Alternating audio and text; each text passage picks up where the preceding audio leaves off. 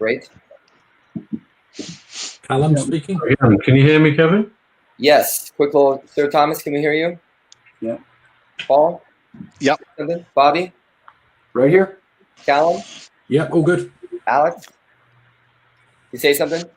Yeah, I can hear you. You hear me okay? I can hear you great. Good, Right. good. Yeah, audio is looking good, which is great.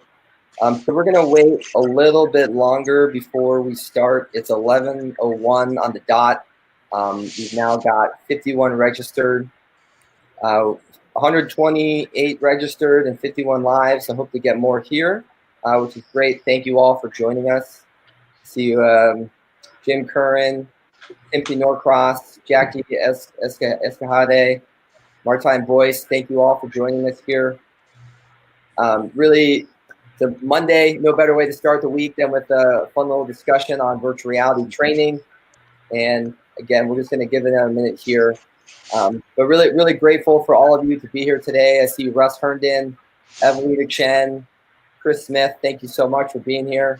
Thank you for spending the time. Jim Darley, Ravi, Spencer Lewis, all of you, thank you so much for being here. So it's just a little bit past now, about almost 11:02. We'll get more people trickling in here, but I want to be mindful of time and make sure we can get going here. So I'll officially get us going here today. I am your host, Kevin Sofin, co-founder of smartfirefighting.com. Really excited here to talk about some of the interesting challenges and opportunities that the coronavirus has imposed upon not only the world, but particularly the fire service. And we have a star-studded lineup here with some of the smartest, most distinguished people that I know in the fire service. And without me butchering their intros or their bios, we're going to do a quick introduction, a little roundtable, and then jump into some of the questions and videos. So without further ado, Bobby, if you want to start and give us a little bit of about who you are and some of the work that you've done in the past and today. Well, I'm currently the educational director for a trade show called FDIC, which is an American trade show predominantly focused on training for the American Fire Service. I also am the editorial director for Fire Engineering Magazine, Fire Rescue, Firefighter Nation, Fire Apparatus Emergency Equipment, and the Journal of Emergency Medical Services. We also run a trade show in conjunction with that called EMS Today. I began my career in the 70s as a volunteer firefighter. Did most of my structural firefighting. I was raised in New York City. Most of my structural firefighting was in Albuquerque, New Mexico, where I spent about 30 some odd years. Then I went to Texas, and from Texas went to the magazine industry and the trade show industry. And I'm currently a volunteer with the Limestone Fire Protection District number 2 in Wasso, Oklahoma. And we have the distinction of guarding Garth Brooks's double-wide trailer, which is actually a large palatial home, but he's our most famous resident. So still very active in the fire service and very interested in training. And I think we have a great opportunity with Tom with us to talk about how do we measure training and effectiveness, because he's done a great deal of work with that. So I'm excited to be here, and thank you for having me. Thanks, Bobby. And Callum, you want to give a quick intro about yourself? Yeah, good. Hello, everyone. I'm Callum Faint. I'm the Assistant Chief Fire Officer for Leicestershire Fire and Rescue Service. So I joined the service just over 25 years ago in Cambridge. I've worked my way through the ranks. Probably for the last sort of 7 to 10 years, I've had an involvement with training in both the operational environment and classroom and theory based. I moved to Leicestershire just over a year ago. We've got 20 stations, a staff of around about 700 people. And obviously my role at the moment is delivering service across the board. So that's operational response, command and control, training. And I have just received the good news that in about 2 weeks' time, I'll also take up the role of Chief Fire Officer, so we'll have total oversight for the organisation. I work with Paul, who'll introduce himself. He hooked me about a year ago on the benefits of virtual reality, and we're now really kind of trying to push forward that in the training environment. COVID has it stimulated some awesome innovation for us, and working with Alex and River, we're kind of really making some big strides forward in how that can help us now in COVID, but actually medium to long term, there's some massive efficiencies for us, and we're starting that journey now. Fantastic. Thanks, Callum. And now, Sir Thomas Windsor, if you want to give us a little background on who you are and some of the work that you do. Thanks, and hello to everyone. I'm Her Majesty's Chief Inspector of Fire and Rescue Services in England, and we inspect and report to the public on the efficiency and effectiveness of fire and rescue services in England. I'm also Her Majesty's Chief Inspector of Constabulary for England and Wales, so we also do the same job for the police forces in England and Wales, the 43 police forces in England and Wales. I'm a lawyer for the last 41 years, but my career has been interrupted by public service. The two I've just mentioned, I used to be the economic regulator for the railway industry 20 years ago. And we are concerned with the efficiency and effectiveness of these essential public services. We're an independent authority. We were given the jurisdiction in relation to fire and rescue in 2017. We were given the jurisdiction in relation to the police service in 1856. And the rationale was that because policing and fire have so many commonalities in response times, preparedness, and culture, that it made sense for the police service and the fire and rescue service to be inspected according to the same processes and broadly the same criteria. So that's what we do. We've got a staff of about 300, and we're assessing the efficiency and effectiveness of public services that are spending about 14 to 15 billion pounds a year. So we keep on telling our sponsor government department that we're a very good value. Thank you. Next, Paul, give us some context on who you are, the work you do, and maybe even elaborate on some of that Sir Thomas and Bobby talked about with measuring this effectiveness. Yeah. Good evening, everybody. Thank you for signing in to listen to this webinar. I'm Paul Spate. I'm a watch manager with Leicestershire Fire and Rescue Service, and I spent my whole career starting in 1988, so I'm 31 years and still going. I've got two references. One's road safety and the other is virtual reality. Virtual reality kind of, when I say fell into my lap about 4 or 5 years ago after making a road safety film using 360 cameras, which has gone global. It's been used in kind of road safety education, kind of basically around the world. That's when I met Alex from River at the Emergency Services Show, and after a couple of meetings and chats, we kind of started this venture for virtual reality training. And at that time, I had fire investigation as a reference, and I saw that virtual reality was just a perfect fit for fire investigation. And we've came up with a proof of concept, which we've taken around the UK. We've been lucky enough to demonstrate it at Bobby's FDIC, and the kind of the feedback we've got is absolutely excellent. And then River, they've taken it on to another level. And I say I've postponed my retirement to make sure that that we can push this new training of the future is what I call it, forward, so other people can see the massive benefits, the potential it's going to have, not just for fire investigation, but for most of the training we do. I think it's got a fantastic opportunity, and I think when you see some of the videos, hopefully you'll see kind of why we're all so excited about the possibilities. Awesome. Thank you, Paul, for your leadership in this space. And last but not least, Alex gives a little context on who you are and what you do. Hi, everyone. Yeah, thanks for having this chat, and thanks for organising it, Kevin. It's amazing. So I'm Alex Harvey, Creative Director of River, and my background was the games industry for 10 years, working at Codemasters making racing games. So in 2014, we started the production company, looking at 360 video and room scale VR training. And it was that point that we met Paul and started to look at fire investigation as a way of training. But we also, like we're going to touch on shortly, that soon branched out into two different industries: 360 video and room scale VR. So I think we're going to touch on both of those. But Paul, I'm also loving your background. That looks amazing. I'll keep changing it. Well, I think for a lot of the people in this chat, they might have some context on what is virtual reality, but I think we know that the first responders, especially within budget cuts with coronavirus, we're being expected to do more with less. And training is something that if, let's say, if a doctor is performing surgery on us, we would hope and expect that they have ample training. And it's not much different for first responders. They need ample training, but we have environmental restrictions, health issues, cost issues. And these are all things that drive us to rethink the way that we're training.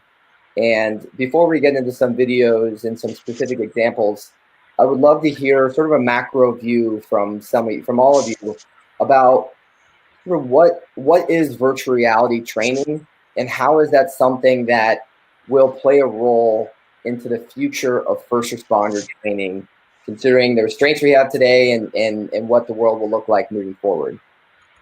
If Bobby, if you want to start us off, and everyone else, feel free to jump in and interrupt one another. Well, in my thoughts, it's much like every other innovation. We had BPAD, Shoot Don't Shoot, a simple video program for law enforcement years ago on the public safety sector side, where law enforcement was taught how to identify threats and how to respond to them appropriately in a violent situation. In the military, we've had for many, many years simulations for pilots. Now we have simulations for ground-based warfighters, everything from operating basic handguns and machine guns and whatnot to operating MRAPs and things of that nature. So I think it's just the innovation, most growth, most progress. There's always a collection of opportunity and circumstance. And I think we're seeing that with the fire service. And the fire service has always been keenly interested in looking at events, fires and fire videos. And that's been around preceding my career, which is just a mere 48, 49 years. So, even prior to my time, my dad's dad looked at videos and photos of fires and tried to put themselves in the moment. What VR is giving us is the opportunity to really put yourself in the moment, so to speak. And now with all of our fire dynamic simulation programs, with the vast amounts of data that we're gathering on the fire ground through various instrumentation, we can recreate so much of that. Take that even a bit further to just basic learning, where we need to do sets and reps, and in order to build muscle memory, in order to build confidence with certain types of tools, apparatus, for our British listeners, hand tools and tools for my American compatriots. The idea is that now we can do it without having to have live fire. Now we can do it without having to use a vast amount of physical resource, because the VR can put us in that moment and reconstruct with other tools much of that environment. The other part of it, I think, is our growing knowledge of toxicology and our susceptibility as humans to environmental hazard, whether it be heat, whether it be smoke, whether it be all kinds of insult. This can be almost, we used to call it toxic free, but I would take it even further to where it's non-life-threatening training, which I think is critical going forward for all of us to consider. And environmentally, it just makes tremendous sense. And plus, it also enables us to wrap together multiple communities in a single platform, irrespective of the distance of those communities, right? So you could have, if you're a large department, you could have men and women operating in hundreds of kilometers away from one another, and still yet nonetheless seamlessly talk, integrate, see and experience the same thing at the same time. So I think that we're on the precipice of what's going to be a tsunami of growth in this particular field. And my hat's off to and I apologize, I always butcher I always try to think of Worcestershire sauce to say Worcestershire.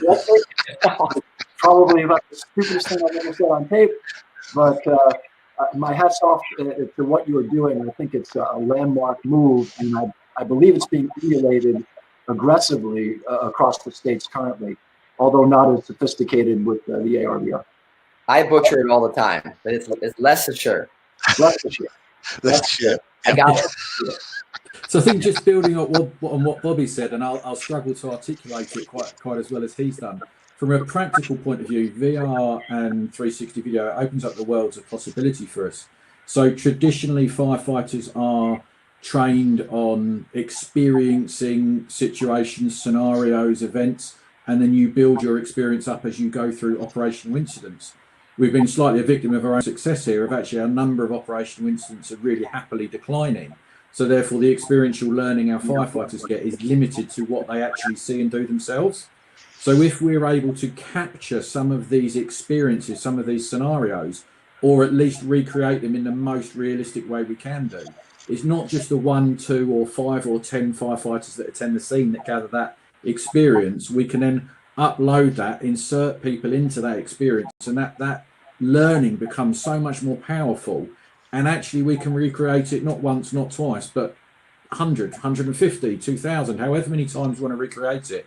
And you're putting the firefighters into that experience, which actually, when you start looking at learning styles and techniques, those visual learners, actually it's going to make a real memory imprint on them. And it will be a very different kind of training environment. Certainly building on Bobby's point as well around the learning in that safe environment. If you take the explain, demonstrate, impersonate and practice EDIP method of training, actually you can take people through a live fire scenario, but pause it and explain it, allow them to demonstrate it, get them key core training functions done in a really good way in a safe environment, and then move them on to the impersonate and practice. So it will never replace live fire training, it will never replace that live scenario training. But actually, it really gives us the power to kind of do a lot of the stuff, a lot of the pre-work in a really immersive environment to get people ready to face the difficult stuff. So that's really good. I think also on a more practical level, the virtual classroom holds so much potential for fire and rescue services. So instead of sending one trainer out to 20 stations and 40 watches or shifts, actually they can just remotely dial into a live classroom event, receive that training from a highly qualified and specialist instructor, but actually receive it in an almost what would feel like a one-to-one environment or a real live environment. So I have to say, from either a live fire or a live exercise training scenario, it allows us to evolve and develop our staff in a really effective way. But actually, even some of the less glitzy stuff, some of the more theoretical based input, it allows them to have the direct contact with the trainer. So actually, we're relieving a load of pinch points on our trainers, because instead of delivering to a classroom of 10 to 12 people, whatever the optimal number may be for that session, actually you could have 200, 300 people all dialed in virtually, but feel like they're almost receiving one-to-one training. So that's where I really think that the benefits, I've rambled on compared to what Bobby did and a bit more unpolished, but actually the power of it's really promising that I can't stress it enough. That's where I think it has massive benefits.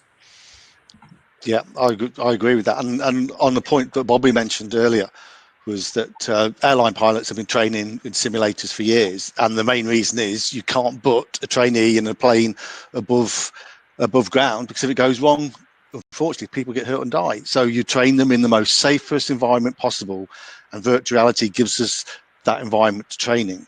And another point that Bobby said, what it does as well, it's a sterile environment. There's no risk of contamination from any fireground contaminants, whether they're carcinogens or toxins. It's completely safe for the individual to train. It helps with the muscle memory. They get the learning and the procedures correct. And then, as Callum said, when they've got that right, then they go to do the training for real. And the training is far more beneficial because they've made all the mistakes in the virtual world. So they get far more kind of out of the training when they go there. The kind of, I wouldn't say the pinch point, but one of the barriers tends to be sometimes the instructors are a little bit reluctant because the virtual reality training is new and something completely different to what they're used to. And they're a little bit scared, some of them, that it may take over what they do, but it won't do. It's going to enhance what they do and make their job far more easier, because when they get the trainees, they are ready to put the BA sets on, or they're ready to go into the fires. Paul, just one point of correction. you can put a pilot into a plane the first time without training, but only once. Yes. Unless they're very good. Just touching on repetition, you touched on repetition and consistency. It was interesting because we talked to recently, Sir Thomas, we spoke to Skills for Justice, who look at accreditation behind things. And they were saying that it's very interesting that we can now replay a scene completely as it was before, because one of their requirements is to make sure that the scene is consistent to the previous one that was accredited against. So I think that's a massive point for me, that the accreditation bodies need to see the capabilities of the VR to understand how it is completely repeating the scene. It's completely consistent because you just press a button and reset the whole thing. And to that point, Alex, and I can't wait to hear from Tom, not only can we recreate something specifically, we can add nuances, we can add something additional or change something, because that's when real learning happens. One of the big problems we have with mental models, as discussed by Ensley and Woods and everyone else ad infinitum, is that the model only tells you what's true for the model. It doesn't tell you what might be true for a similar situation with something slightly different about it, which I think is where this tool, and especially remember as we're talking here, we're not talking about watching a video screen. We're talking about immersive, I can't wait to see some of the videos you're going to play, but immersive technology that makes you feel as if you are in the actual event. It's that added element of VR that has such power. I think we're luckily with everyone in this group. I think everyone has actually had a go on that investigation and stuff. So they do. Yeah, you've seen the interactive. Yeah, if I may come in, endorse everything that's been said, of course. Our interest is, of course, ensuring that firefighters are trained in the most efficient and effective manner, and that they get the maximum benefit out of it. I first saw this, and Paul was kind enough to demonstrate it, and I was so keen to. My experience in Leicestershire when I was visiting and had that demonstration was that I asked Paul and Alex to come to London and to demonstrate it to quite a range of my headquarters staff, all of whom were enormously impressed. The benefits are, as have been said already, and the safety of the training is of enormous importance. The practicality in terms of space, in terms of the number of people you can get to, and of course in terms of the very low cost of this kind of training. I don't want to put Alex out of business, but this is really cheap compared to pretty much any other kind of training I've ever come across, where you're dealing with a practical situation. Putting on that headset and looking around was something that I had never experienced in this kind of context. And I'm not a gamer, so I wouldn't know. But the efficiency and effectiveness of this kind of training cannot be overstated. And it is also, of course, adaptable to any kind of first responder training. So the first time I saw it was a road safety example. And it may be, Paul, that you're going to show us the road safety one, are you? Not tonight. We've got some fire investigation tonight. Okay, all right. But never, the road safety one was, it was a bunch of teenagers going along in a car, and you felt you were there. You were in the car. You just look around and you can look wherever you like. And then a farm vehicle comes from outside from a side road. The kids are larking about. They're going too fast. They're not paying proper attention. There's a collision, and then there's a sort of a few seconds of blackness, and then the reality of the situation is there. One of the kids has gone straight through the windscreen and he's dead, or he's almost, he's dead. Others are very severely injured, etc., etc. And it is the most extraordinary thing. And I know that Paul and others have taken this and shown it to a lot of what in America are called high school kids, secondary school children. just to, in 5 minutes, they get an idea of something that they could never have explained to them in any better way than that. So then I saw it in the context of firefighting, and I have to say, I knew it was virtual reality, but there was no way I was going to take a step out of an open window into the open space. I just couldn't bring myself to do it. And none of my colleagues could bring themselves to do it. And, you know, you're able to go and pick things up and turn them around and look at them and so on. The only thing you can't do is smell them, which is probably just as well, just in a firefighting situation. So the recommendation I've made to Paul and Alex and colleagues in Leicestershire is that, and it may be Paul and Callum and Alex can tell me this, that you've got to show it to the ministers, the cabinet politicians who are going to be making decisions in relation to fire budgets and police budgets. And of course, there's also an application in terms of the health service. In other words, all first responders. It is an enormously impressive tool. Its adaptability and practicality are almost limitless. And if you show them to the principal decision makers in politics, because they're the people who give you the money, whether it's on a local basis, local mayors, or whether it's on a national basis, and of course our system of government is very different from yours, that is the way to get your hands in their pockets. Yeah, what was really, sorry, what you said there, Sir Thomas, which I think is absolutely fantastic. The road safety video, it was 3 years ago when you watched that, and you've gone through it perfectly. It just shows it's created a memory. And that's what this training does. It creates a memory. So, yeah, that is a fantastic endorsement of how it works. Have you shown it to ministers yet? Tom, you raised a wonderful point, because that video is not just critical for high school students and others to understand roadway concerns, but for firefighters, one of the things that we need to work on is building up our mental health capability. In other words, our ability to face critical situations where we're going to see and observe things which are beyond description, beyond imagination. But with AR, we can recreate those, and we can subtly indoctrinate our folks, not so that they become callous or immune to emoting at those events, but so that they're not suddenly confronted with something in the real world which could be so overwhelming, especially a roadway accident where innocent lives are suddenly, shattered, which can be devastating. And so from a mental health perspective, even, we can take this training and allow our brave men and women who are willing to put themselves and expose themselves to this kind of risk, and get them even better prepared, if you will. Because I think that's a part of our training. And I understand stress inoculation and all that type of stuff that's going on.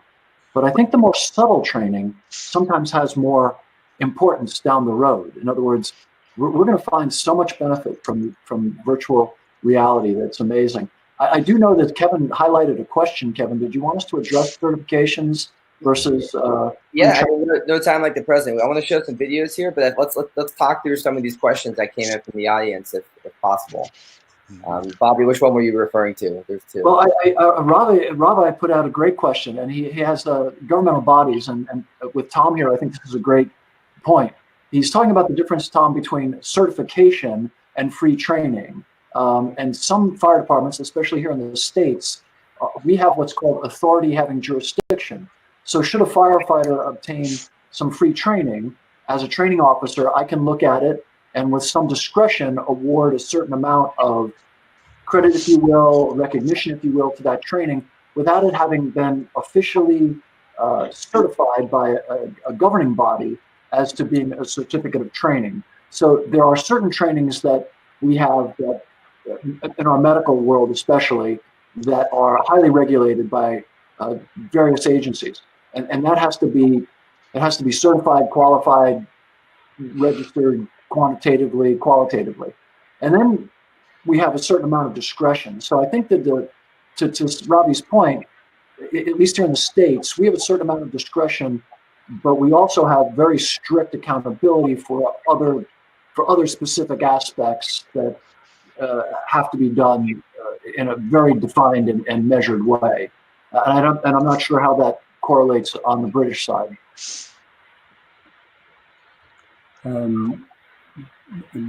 Broadly, there's a certification which is of enormous importance, but you don't need to be doing all of it certified in terms of having the actual experience and getting the immersion that you have in the experience, because that's the thing that's it seems to me of greater value. Of course, there are authorizations that have to be passed, but everything I've seen would certainly pass every authorization of which I'm never aware. So it's a very great importance. I take your point about the mental health of the first responders, because the effect on those people, and I and Alex are probably the least qualified to speak about this, is undoubtedly very, very severe indeed. Yeah, sorry, what you mentioned, Bobby, about exposure, kind of emergency first responders and blue light workers, when they come across a road traffic collision for the first time, if they've not seen some of the scenes that we see, it can be very detrimental to their mental health. It can impact that incident because they may become, for a few seconds, possibly not any use to anybody on that scene till they recompose themselves. There's a university in Australia, and I can't think of the name at the moment, who use our road safety film.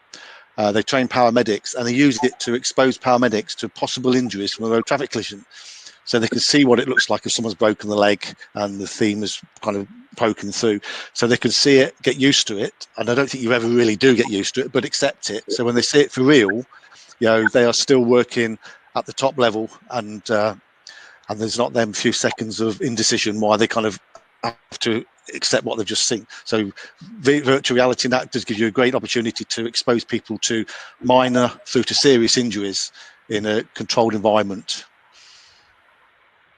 So I think now we have a couple different videos, and I think it's important for the audience to know there are many different types of training content and different ways to consume and distribute that content. And what we're talking about here is not all the virtual reality technology that exists, but it is stuff that's being used. So what I want to show you here is a little bit of some of the case study of how Leicestershire Fire Service, I think I said it right, is using this. And Paul, it's about a 2-minute video. And Paul just left the room as I was about to tap his shoulder. But it is a 2-minute video that goes into what is this technology. And Callum and Alex, maybe you could give a little context, but I know it doesn't have audio, so I'm going to play it. You guys can all see kind of what the content looks like, and we can continue a discussion about what it is and how it works. So I'm going to play this video. I'm going to start from the beginning really quick. Here we go. Yeah, so I can see the videos. Everyone see it okay? Have you got it okay? Yep. So if you want to explain kind of what's going on there, Alex. So we're looking at one of the burn containers from River Investigate. I'm not sure, to Thomas, if this is the one that you went in or not, but this is, I think, a video that Paul has captured. Looking at the tool belt above our head, we see the torch. Some of these things might be new as well, but this is all using photogrammetry, and it's allowing you to investigate the scene. Paul's, I think, showing the torch here, and then he's going to go through this. So this is the evidence marker, allowing you to place it down and take a photograph. But I guess, Paul, you can take over now. Yes, what it was, when the trainee comes into this room, he sees that lovely burn pattern on the wardrobe, then he sees the burnt debris there. He gets his torch to have a better look at it, and he thinks that area's got some interest, so he puts a number against it, takes a photo as he starts his kind of investigation. So what he's done, he's gone through the scientific kind of process. It's the process of elimination. He's eliminated all possible causes bar one, which is possibly ignitable liquid. So he needs to bring in the hydrocarbon dog to count or discount that as a possible cause. And so we give the trainee the opportunity to bring the dog in. The dog's not indicated at all there. He's a quick look round. Then instructor gives them a thorough look. The dog's got no interest in that area, so we can safely say that we can discount ignitable liquid as a possible cause. But they still need to come up with a cause. The trainee's thinking, it's possibly a naked flame applied to some material. So what we like them to do is go back in and have another look, and we say have a good look round, because there are other causes which may kind of come into play. If you look up there, what he's looking at now is the curtain rail. What has happened, the fire's come across the ceiling, set fire to the curtains at the top. The weight of the curtains have dropped down, so you've got flaming curtains drop into that corner there and carry on burning, which gives you that V pattern. And a lot of people look at that and seem to think it's a second seat of fire. It is, but it's caused by drop down of burning material, not a second ignition from like a person or person's unknown. So that is a really good piece of training which is in that scene, and it's very, very difficult to replicate. And Paul, that wasn't staged. I can play, just so you can keep talking and giving the example of this particular significant burning. Significant burning on the side of the sofa. We open the door. Oh, we've got a voice on this one, have we? Standing the threshold. You can see now we've got a lounge scenario. Confirm. So I'm gonna play the video. It's only a minute long. Yeah. And I'm gonna play the audio too. Consuming the top and taking all the back casing off the door. This has been a well-developed, fueled fire. Actually, to the left has been. Sorry about that. I'm gonna try that one more time, really quick. Significant burning more. Significant burning more so to the right-hand side of the sofa. To the right-hand side of the sofa. So we open the door. We're just standing the threshold, and we can see now we've got a lounge scenario. The state of the fire within the compartment. The state of the fire within the compartment. It's been completely involved in fire, consuming the top and taking all the back casing off the door. This has been a well-developed, fire. See the table to the left has been tipped over on its side. And again, we can have a closer look. And again, we can have a closer look at the materials lying around on the floor. Looking at the back of it. Examining it. Looking at the back of it. And if you look at the back, we've got little popper bags. So stuck to the back of this.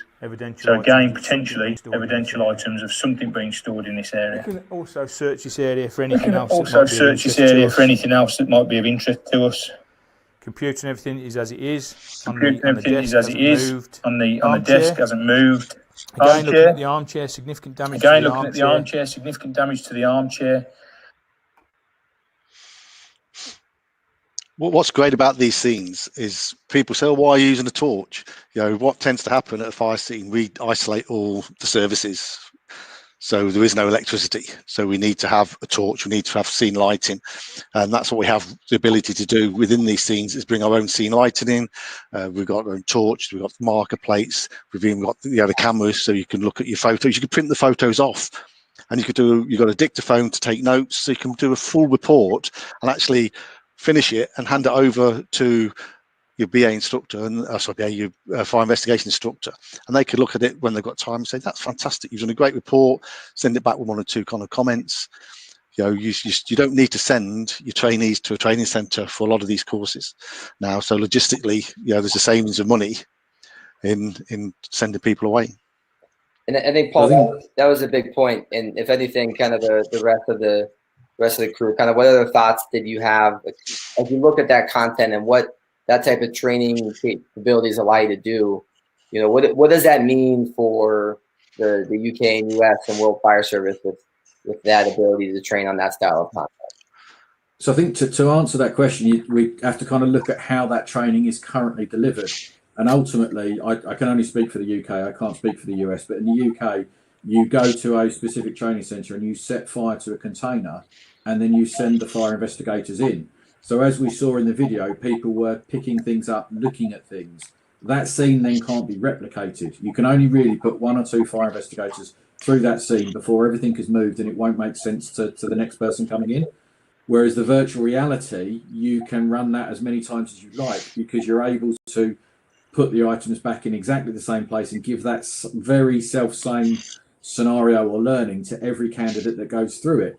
Equally, at the end, you're able to understand how they've done it. You've seen what they've done, so you can evaluate their level of input and training. And I don't know the exact cost of each burn scene, but you're probably looking in the region of a few £1,000s per burn scene. And actually, you only need one burn scene and you can educate 50, 60,000 fire investigators from it, as opposed to 2 or 3, maybe 4 fire investigators per burn scene. So the efficiencies in the economy of scale is much better. Plus the evaluation and the assessment of individuals is higher quality because you can actually get them to talk through it, understand it, and you know they've gone into a unique and an uncompromised scene. So that, from my perspective, is certainly with fire investigation, it's the real power of clean quality assessments, and it's completely replicatable. You can use it loads of times. Thomas, you mentioned that earlier in terms of how do we truly find the quantitative and qualitative measures of this type of training. And I think as Callum just touched on, from the reducing the health exposure, the economic aspects, and along with the environmental restrictions, what are some of your thoughts in terms of how VR allows us to train more, but also really get the measurements to determine the ROI and the effectiveness of the training effort? Well, it's early days in terms of the return on investment, but I think it's perfectly plain, without quantifying it, it's perfectly plain that the economy of this approach, and therefore the efficiency with which this training can be delivered, is many times what it would have been, as Callum just said, many times what it would, what the alternative would be. So we are, as part of our inspection regime, putting in an assessment of the extent to which a fire and rescue service is using virtual reality in order to train their staff. And of course, if they're not using it, and given its wide availability, because Leicestershire have been extremely generous with the technology. I mean, sometimes I wonder whether or not you could have made a lot more money out of it. But very generous with the technology. The real question on efficiency and effectiveness at this stage is, if you're not using it, what are you doing to train your firefighters that doesn't cost any more than this? And of course, the answer is nothing. Yeah, so, I think the quantification in terms of money, it's early days, but the value of it is perfectly apparent. When we talk about effectiveness, Sir Thomas, another thing that we've added recently is the ability to have the multiplayer version. Yes. So now Paul can be in Leicestershire, you can be in London, and you can now be inside the same scenario together, talking and passing objects to each other. So when I think about Skills for Justice and different accreditation bodies, I think that in the future they'll be able to jump into the scenarios virtually and do the accreditation with the person as if they're there on site with them.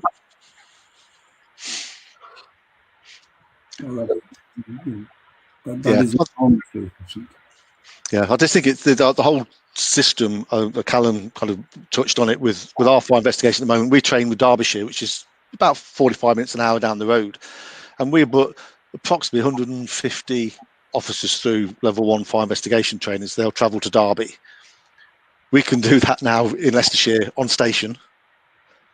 They can still go to Derby virtually and be in the scene with the instructor and perhaps 2 trainees and instructor, and go through a complete scenario. And once they've done that scenario, done the training, finished, you press reset, everything goes back perfect for the next trainee. At the moment, we go through the container, and as Callum said, you can't move anything because you've got perhaps another dozen courses. You know, so the best course is the last course because you can actually do a proper thorough investigation. So I think our training is slightly flawed. Although it's very good, it's slightly flawed. Where virtual reality gives us the ability, everyone does exactly the same training. There's no disparity between the training because it's exactly the same. And the beauty is when they've done the training and they've come up with their hypothesis, the cause, the great thing is we allow them to watch the video of the fire starting and developing and spreading to see if they're right. And building on Paul's point there as well, yes, they all get the same training, the same video, the same instruction, but actually they can do it at a time that's convenient for them. So it may be if you're on a station or at a firehouse, you can do that training at night when you haven't got other pressures of community safety. You can remain operationally available throughout this, and if you get interrupted, you just go back into the training at a later time that's convenient. So when it comes to it almost opens the door to 24/7 training. If that fits the people and the need, it reduces the reliance on going to a training centre, which is traditionally only open Monday to Friday. So it kind of really opens the door to learning when the students are ready to learn and want to learn. I think, and I'm just sorry, it's just coming to my mind. I think Sir Thomas, you asked a question earlier about have we demonstrated this to the ministers? We've not. I think the only minister who has had a go with it was the MP Nick Hurd a couple of years ago. But actually nothing come of that, and he was really impressed with it. Without breaching any confidences, leave that with me, Paul. We've got some irons in the fire, and I've made contact with the minister.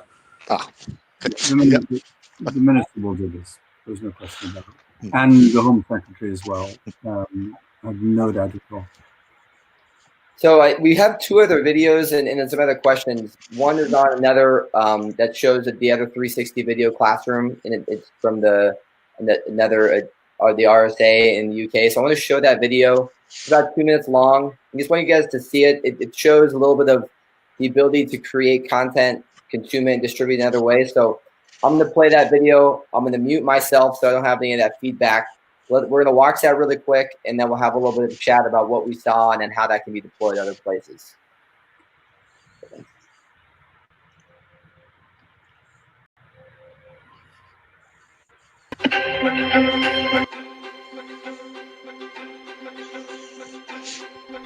I'm Staff Sergeant Panoro, and I'm the QGI simulation here at the Royal School of Artillery. As part of my job, I visited ITEC in Stockholm and came across River, where we saw the capabilities of the classroom in a box. After that, we arranged a meeting where they came and demonstrated it to a wider audience here at the RSA. So the reason we were looking at River Link is to enable the instructors to create more immersive lessons very simply. The benefit of using Riverlink is the software itself is so simple, it would take 10 minutes to learn how to use, and then you'd be able to create your own lessons with a camera and then upload it onto the headsets, and then you've got another lesson. So here at the RSA, we're always looking at ways of innovating training, and this is one of the most innovative ways of training that we've seen recently, and we are fully behind using this. This is where we see our future lessons going. More immersive and instructor friendly to help them quickly create new lessons. We've already got loads of askings lined up to utilise Riverlink. We're excited to see the feedback that we get and the sort of benefit that the courses and the individual lessons get from utilising this new training tool.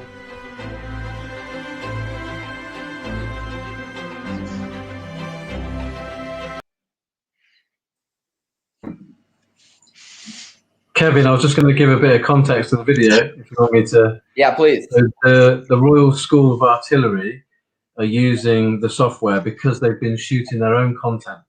So these guys, for sort of the last 18 months, have been trained by us, and they've got their own internal department now for videography capture.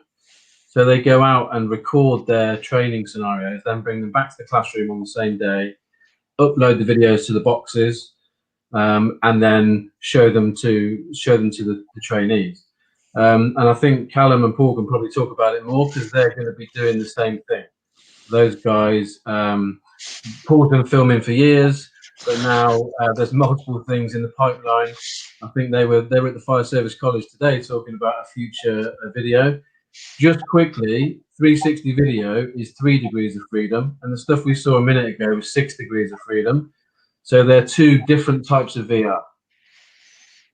And I think just one point I want to make there that I think is important with virtual reality training is to make it contextual and relevant to the student. And that is something that some of the different graphics, and particularly 360 video, allows you to quickly, easily, and cheaply make content that's tailored around your grassroots needs. So that is one thing that I wanted to make you all aware of, that anyone with a 360 video camera can now create some of their own content that's relevant to them. Callum, I saw you were about to say something. Yeah, so just building from Alex's point. So unfortunately, COVID has hindered us a little bit, and it set us back a few months. But we're taking 40 firefighters down to the Fire Service College on the 2nd of September, where we're going to have two live fire and technically challenging operational incidents of quite a big size, to be honest. And yes, those 40 firefighters that are going down will get some great experience. But Paul and Alex from River are also going to come down, and we are going to film that in 360. I'll let Paul talk about the technical complexities of it, so that actually we're moving it away from that fire investigation environment that obviously the video we've seen to a much more operational and everyday environment.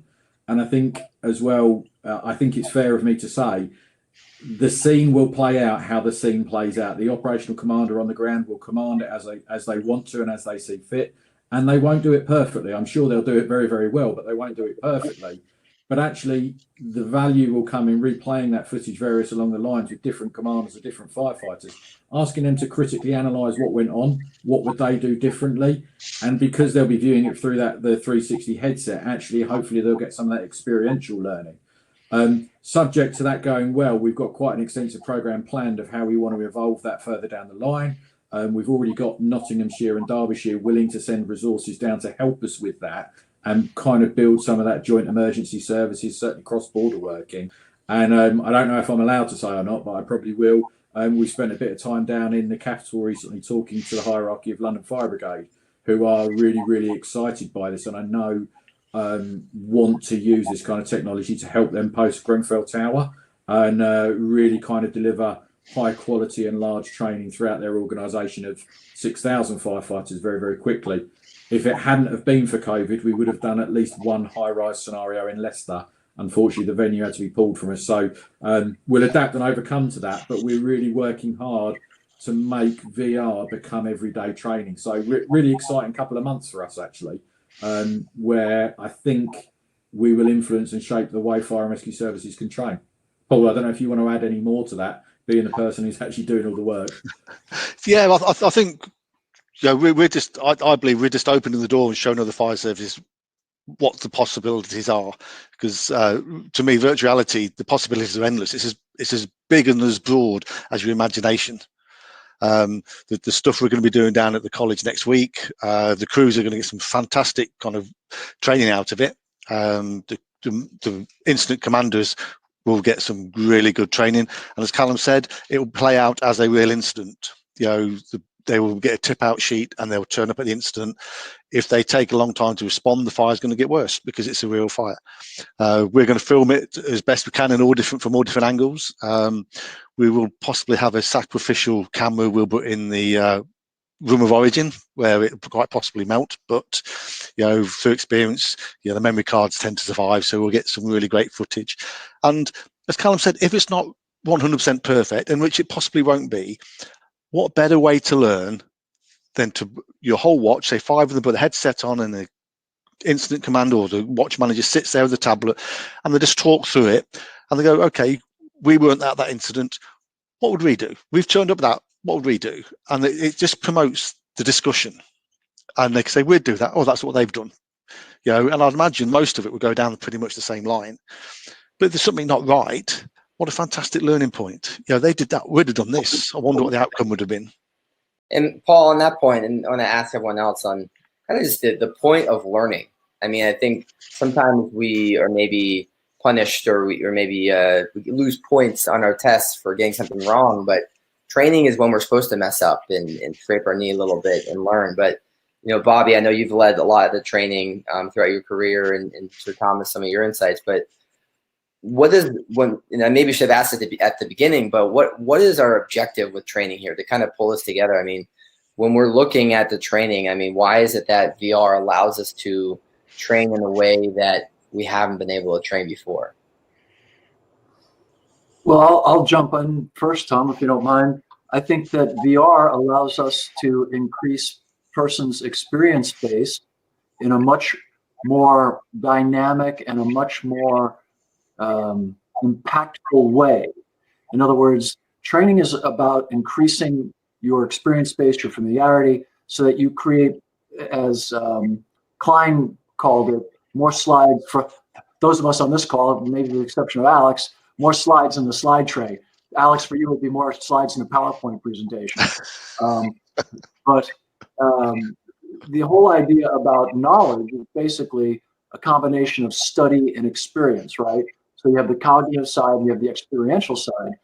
What VR does is it makes that experience much more robust.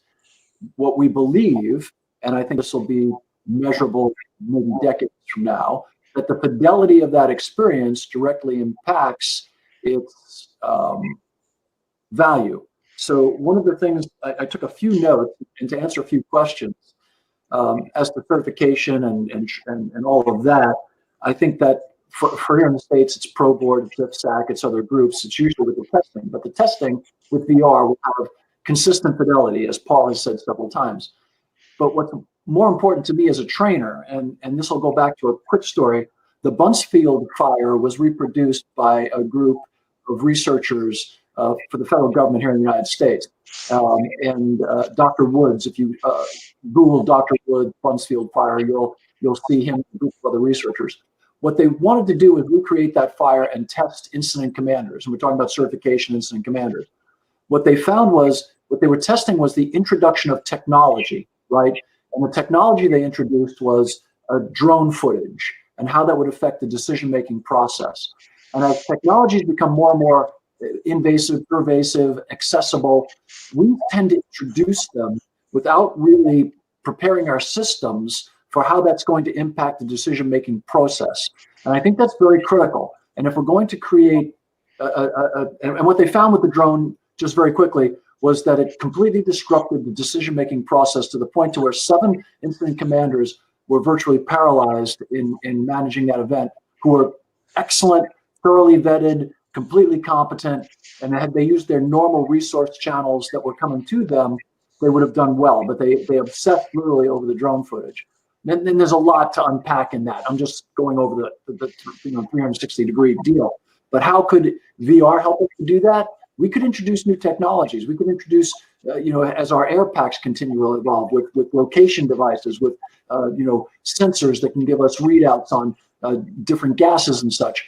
How we manage those inputs can then be evaluated through AR, VR in a much broader and a much more dynamic sense, making for much more not only impactful training, but useful training, because we can see how the human reacts to that input, which heretofore has only been able to do in real life, where the skin in the game component, to steal from Talib, is so extreme that failure is too costly, if that makes sense to you. So, and sorry to go into so many different paths, but I made a few notes, and I thought that was really important.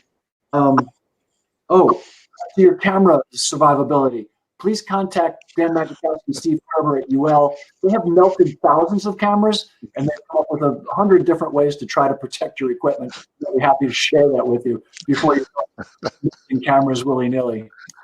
We should definitely look at that, Paul, because I wasn't at the meeting today, unfortunately, but it looks like you've discussed burning a camera without me, so that sounds like a fun conversation. I knew it'd upset Scott.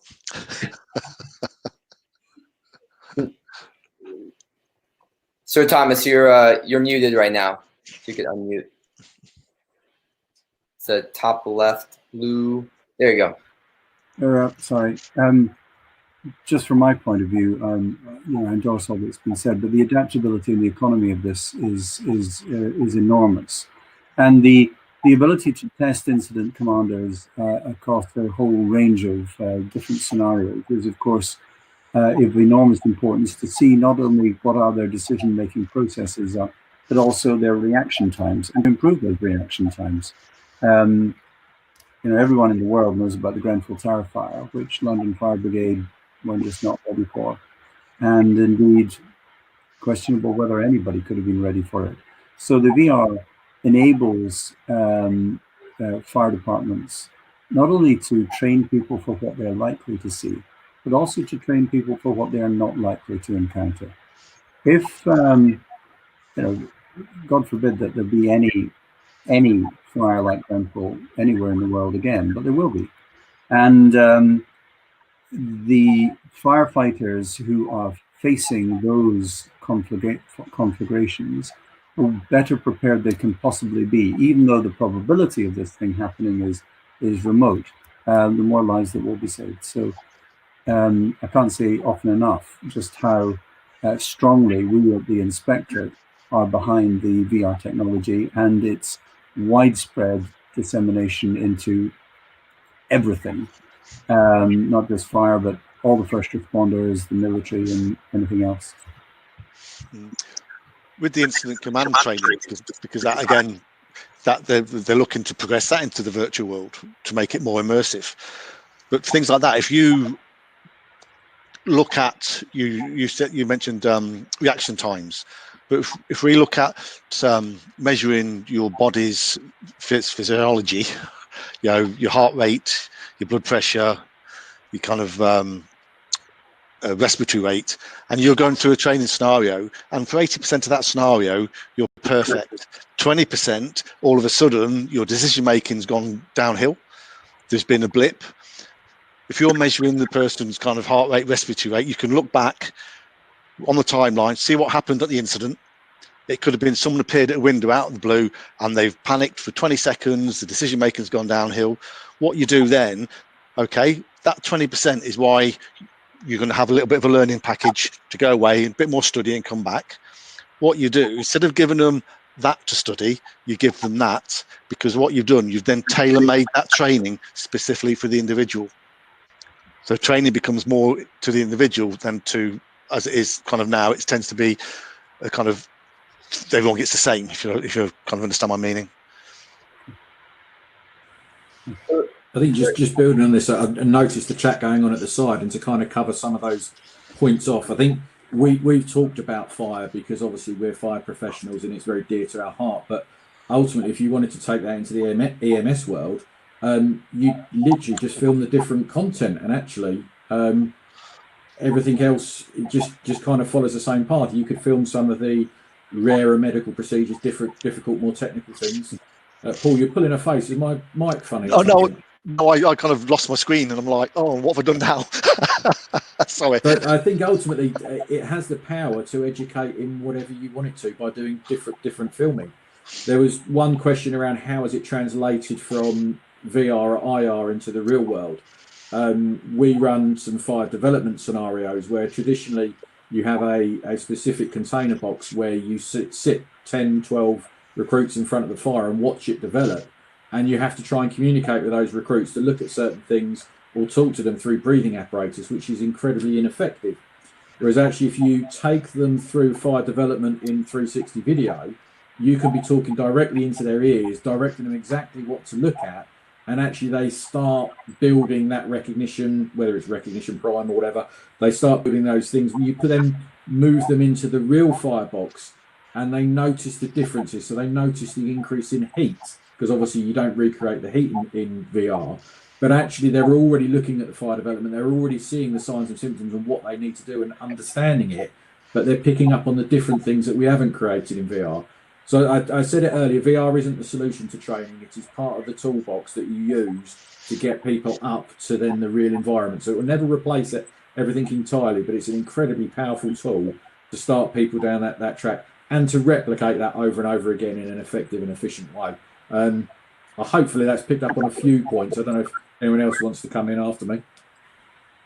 No, thank you, Callum. And frankly, we are a little bit past the hour here, and I think we could keep this conversation going for another hour or 2 hours. But I do want to be mindful of all of your time that you've given us today, of all the speakers, as well as everyone that's still in the room.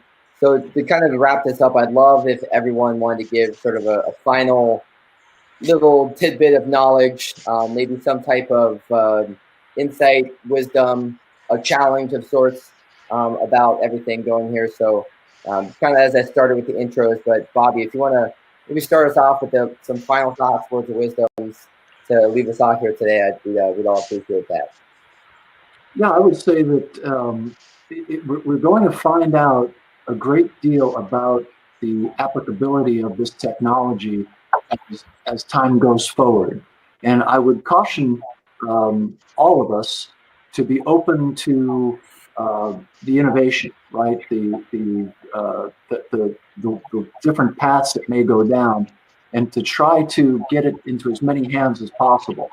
The other thing I think we should keep in the back of our heads is with all technologies, as more proof Moore's law, it's going to become more affordable, more portable, more connected as we go forward. And I think that is going to really open up just a myriad of opportunities for us. So I think that when we're talking about AR and VR, we've been looking at instant commanders, but as someone mentioned in the question box, apparatus operators, EMS operations, high tech events, whether it's confined space or rope, all of those things are going to happen. And to one other point, I have seen demonstration with VR to where the nozzle had reaction and the bunker gear had warming capability. So the fidelity of these things is going to just increase exponentially. And that's very important, because when we talk about a sudden increase in heat for no apparent reason, that's the number one indicator of flashover that those who've been fortunate enough to survive it have all reiterated. Visual cues are very rarely. It's always suddenly it got so hot, we couldn't understand why. Next thing we know, we were engulfed in flames. And so I'm very excited about it. I think that River's done a wonderful job. Thank you for having me on today. And I think that I can't wait to see what the digitally native folks are able to do with this, because I'm not, obviously. I would call a seasoned member of this panel. And as a seasoned member, I wish I could have had my hands on this when I was running the training field, 30 years ago, because the capability to expose people to things hundreds of times in a day or thousands of times in a week, and have people be able to do it on their own time is just, as Sir Thomas has laid out for us, so economically powerful, because heretofore to do that required, in our language, hundreds of thousands of dollars of investment. And now to produce it once, we can replicate it indefinitely, almost for free, which is amazing. Can I come in next? Yes, please. I'll be very brief because we are short of time. So I endorse everything that's been said. I think the critical question for every fire department is, and this is the question we will be asking, I mentioned this earlier, why aren't you doing this? And the other piece of advice I would give to everyone was, show the politicians, because if you put that headset on the politician's head, in 10 minutes, you will have him or her sold.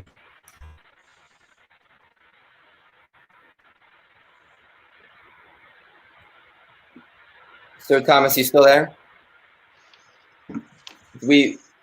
Sir Thomas, Yeah. We lost you for a second, maybe the last 20 seconds. If you want to maybe just quickly try and sorry. what you said. Am I audible? Can you hear me now? Yes, we can hear you. Yeah. Can you hear me? Yes. Okay. So just repeat what I said. It's only 10 seconds. Fire departments must answer the question, why aren't you doing this? And the second thing is, you've got to show the politicians. Because once the politicians get that headset on and they have a look around, in 10 minutes time, you'll have won their hearts and their minds. Well said. And Callum? And that's all I wanted to say. Appreciate that. Yeah, be very quick at building everyone else's points.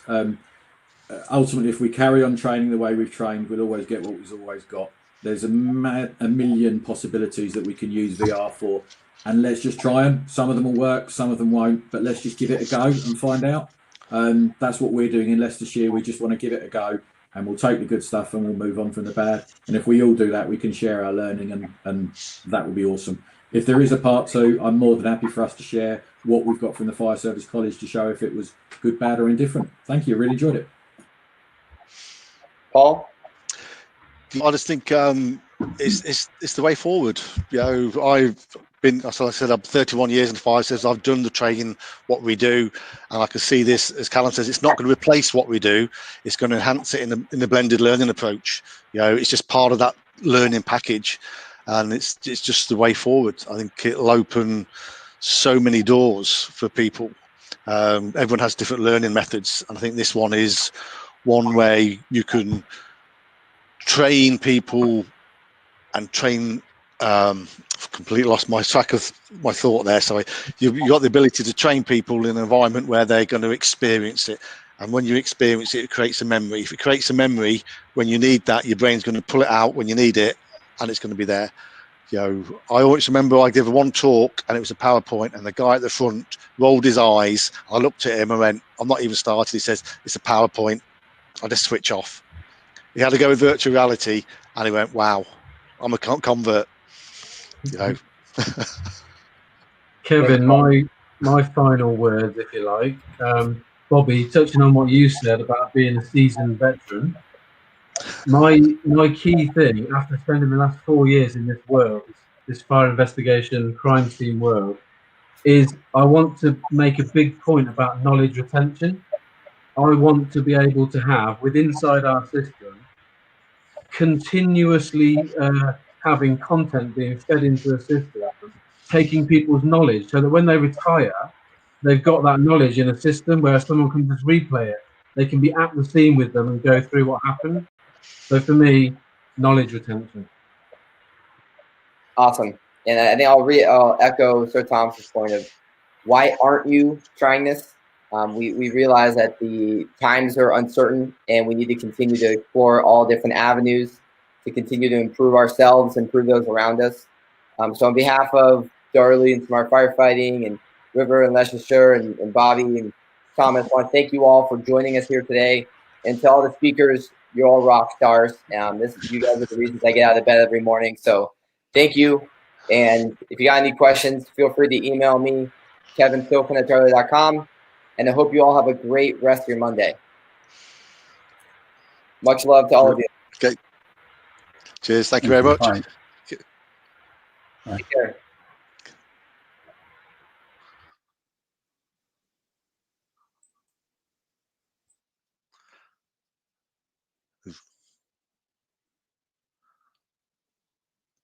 I'll leave. I'll go out.